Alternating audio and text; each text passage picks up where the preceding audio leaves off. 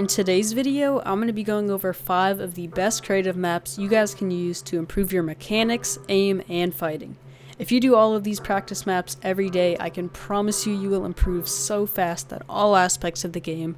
With all that being said, let's hop right into it. The first map I'm going to go over in this video is Raiders Mechanics Training Map V2. This is the map I use most often, and it's one of the biggest reasons why my mechanics improved so fast. Even though I feel like I have really good mechanics, I still use this map every day because it helps me stay consistent, and even just 15 to 20 minutes of it keeps my mechanics from falling behind. If you feel like you don't have the best mechanics, I would start out with the piece control fundamentals section as well as the edit towers, just working on your edit timing, and then once you master those, you can move on to the piece control tunnels, which are a little more advanced but are what's going to take your mechanics to the next level. Another section I love in this map are the peak shots, specifically the even ground ones. As you can see in the background, you spawn in a wood box and you have to shoot orbs outside of the box without being visible to them. If you take a bad peek, you'll take damage, and it just trains you not to expose yourself when you're going for a window edit or a peanut butter edit. Overall, this is definitely the best creative map for improving your mechanics, hands down, and there's just no map like it, so I would definitely recommend that you guys try it. The next map I'm going to be going over is a newer map called Lukky Solo Endgame. JivanTV made a video on it, and pretty much every pro on every region is using this map, whether it's through customs or public games, and there's a reason. It is the best creative map for simulating stacked endgames. A lot of pros are using this map instead of scrims because it's non-stop action and so similar to tournament endgames, plus you don't have to spend 20 minutes looting up and waiting for endgame. To play, just queue up into public matchmaking. When I queued up, I was expecting the players to be bad, but most of them were actually pretty good. I've seen some people host these on Twitch for money, and those usually have really good players in them, so if you want better practice, definitely look on there. Speaking of Twitch, I've started streaming every now and then, so if you want to check that out and talk to me about whatever, the link will be in the description. Moving on to some aim maps, I'm going to be going over Raiders 1v1 Aim Trainer or Aim Duels. If you've never heard of Aim Duels, pretty much you and one other player pick what guns you want to use and are put in a box together with thousands of health.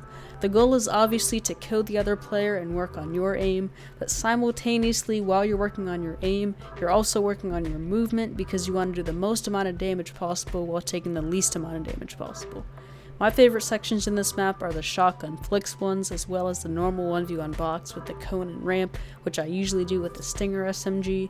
You do need someone to play against in this map, so I would recommend grabbing a friend. You can use the in-game matchmaking, but if you have someone to play with, I would definitely use them instead. It's going to make it a lot easier on you.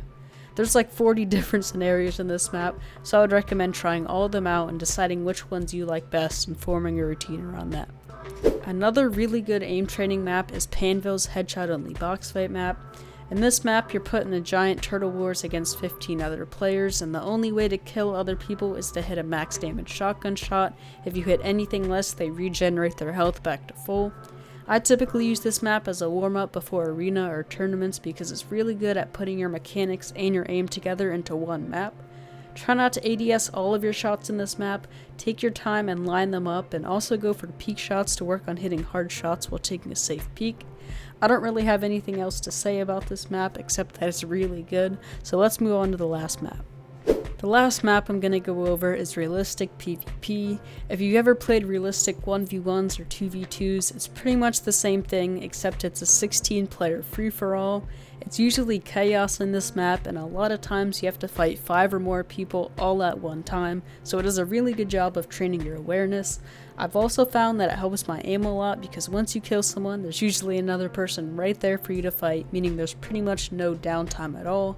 The players in public matchmaking for this map vary a lot. Some games I'll get in a game with really good players, some games there'll be some good players and some bad players, so no matter what skill level you're at, there's definitely some improvement to be found from this map.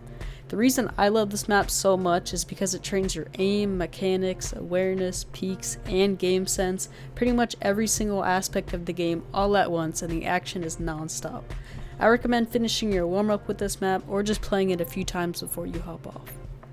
That's going to be it for this video. If you enjoyed it, don't forget to like and subscribe. I'm trying to hit 1,000 subs, so all subs are appreciated.